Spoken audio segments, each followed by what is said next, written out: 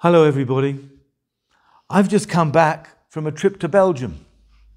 As a lecturer at the Holland Institute of Technology, I was invited over to speak at a summer school in Belgium that was being organized by Erasmus, an international organization that's bringing students together from all over the world, at the Thomas More University to speak about living in a multicultural society. So seeing as in Belgium at the time, today, is on the table a big discussion about Jewish slaughter, about ritual slaughter, whether to ban it or to allow the Jews to slaughter according to their to the halakha, I decided to speak about that. And I said to them, look, if the Jewish way of slaughtering an animal, Shechita, is cruel to the animal, then I agree with you Belgians that you should ban Shechita. You have the right to ban Shechita. It's your country. You don't want this going on in your country. That's perfectly acceptable and understandable. If we Jews want to do what we do, we'll do it in Israel, we'll do it in other places in the world. But you have the right to say if it's cruel. But the question is it cruel? Our argument is that it's not cruel. It's a perfectly humane way of killing the animal. So let's understand what happens. First of all, what do the non-Jews want us to do? Because everyone wants to slit the throat of the animal while its heart is still beating. Right? No one wants to put a bullet through its head, because then all the blood will dry up inside and it'll be very difficult to get it out. So no one wants to do that. Everyone wants to slit the throat of the animal while its heart is still beating. That everybody wants to do. But what the non-Jews say is we have a stun gun, let's put a stun gun to the head of the animal, knock it unconscious, and then we'll slit its throat. Why can't we agree to that? Because we have a halakha that of a treif, that any animal that has anything wrong with it, that because of that it won't live for the next year, even if it's a broken leg, right? A cow with a broken leg won't live for a year. The animal is not kosher. And that's why we cannot agree to pre-stunning of an animal. But we claim our slaughterers, first of all, they're professionally trained people, God-fearing people. A person won't be passed and be given a certificate that he's allowed to slaughter an animal if he's not a God-fearing person, as well as someone who has learned all the halachot and knows how to do this work quickly and easily. He has to have a lot of practice first. His knife has to be completely sharp, like a razor. If there's the slightest nick in the blade, the slaughtering isn't kosher, the animal isn't kosher. A large loss of money. So it's something that everyone's going to be careful about, right? One of the main things that our students learn when they're learning how to shecht is learn how to sharpen up their knife even after it's got some nicks in it, to make sure that it's completely smooth. And that's a very, very difficult and professional thing, and it's a very important thing. And during the slaughtering, the knives are being checked all the time to make sure that they haven't got any nicks in from anything that may have happened. They may have hit bones while they were shechting. So with this razor-sharp cut from a razor-sharp knife, the throat of the animal is cut immediately. The main jugular arteries that are taking all the blood to the brain are cut, because in all kosher animals, those jugular arteries are at the front of the neck. In non-kosher animals, they're at the back of the neck. In the kosher animals, they're at the front. So as soon as the throat is cut, those arteries are cut. That means that there's no more blood to the brain. Anyone who has a minimal training in medicine will tell you, why does someone faint? No blood to the brain. So within 2 to 3 seconds of being slaughtered, the animal is totally unconscious and feels nothing. Just like when you put someone to sleep, they can have open heart surgery and they will feel nothing.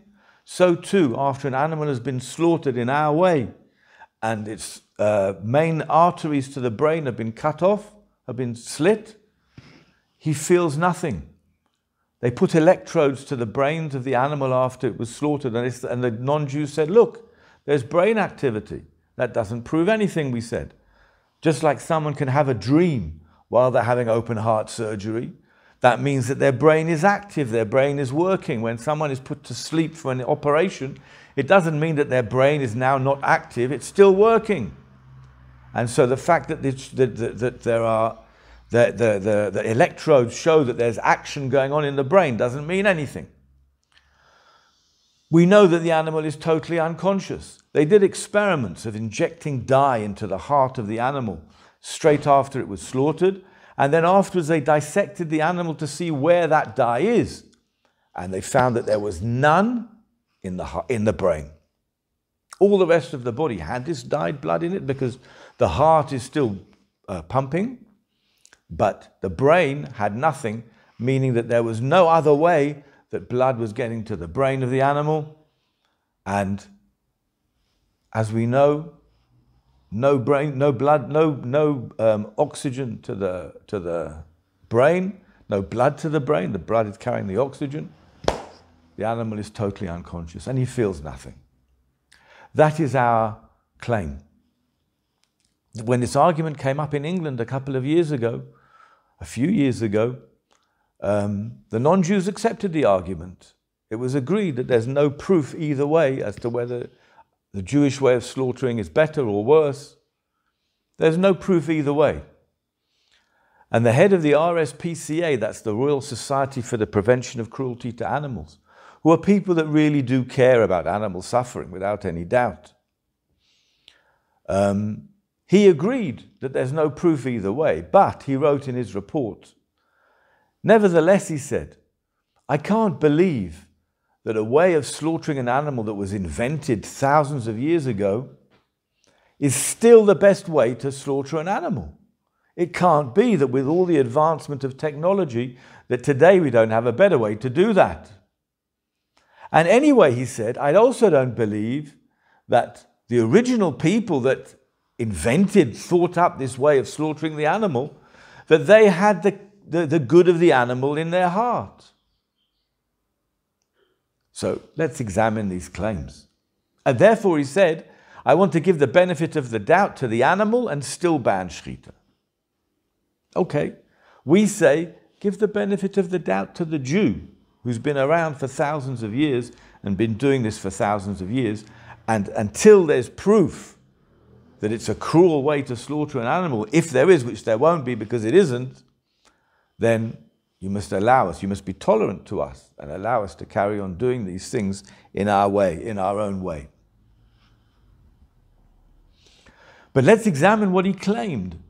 Do the Jewish people care about animal suffering? Did we care about animal suffering 2,000 years ago?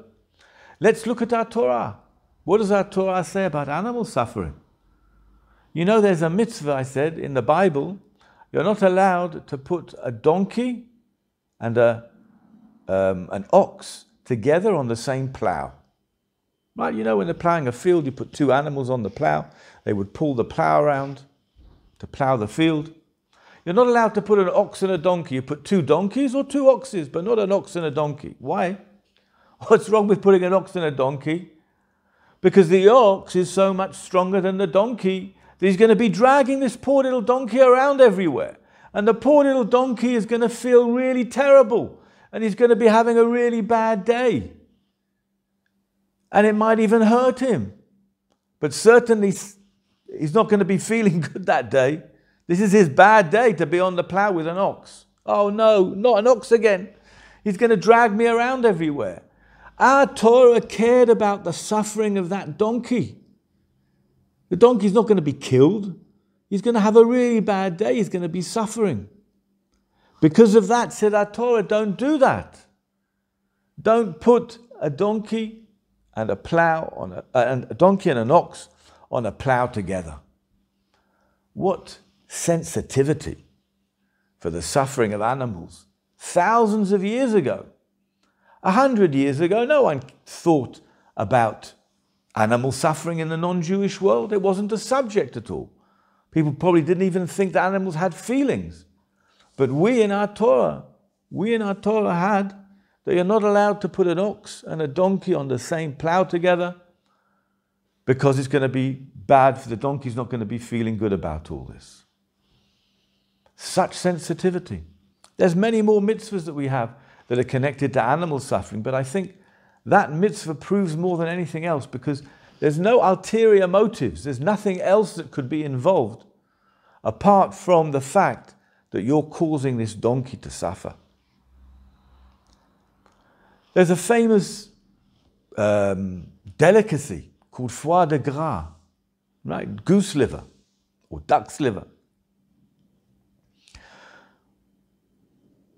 which our rabbis banned a couple of 100 years ago. They banned it because the way that it was made was through animal suffering. They would get a goose or a duck, and from the moment it's born, it would be attached to a pipe and force-fed, never allowed to leave this pipe for his whole life. He would never see water. He would never waddle around on the grass. Nothing. He just stays on this pipe from the moment he's born until the moment he dies, is blown up and becomes enormously fat from all this food, and its liver is a delicacy. Said the rabbis, Jews cannot eat this because it's something that is created through tremendous suffering to the animal. Today, everyone's more aware of that, right? I think today, even though we're still getting foie de gras, the animal has to be allowed to live for a couple of years, wander around and have a life before they attach him to these pipes. But nevertheless, even today, it's difficult to get foie de gras that's got a good hechsher to it because of this ban that was made. You see that the rabbis were aware 100 years ago, maybe even more, I can't remember the exact date of this, that there is such a thing as suffering for animals. We care about suffering to animals. Judaism cares very much about animal suffering. And if it were to be proved that our way was cruel to animals, maybe we'd be stopping eating meat now. I don't know. But certainly I said to the Belgians, it's your prerogative to ban it if it's cruel. But the thing is, it's not cruel. It's a perfectly humane way of slaughtering an animal.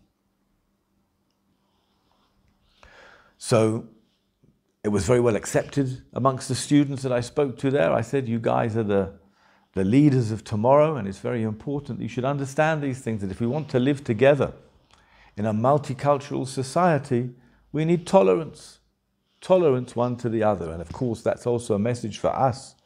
We Jews now, especially at this time, maybe just a little bit before Rosh Hashanah as well, that we need to tolerate each other. We need to tolerate everybody, just like we want the non-Jews to tolerate us.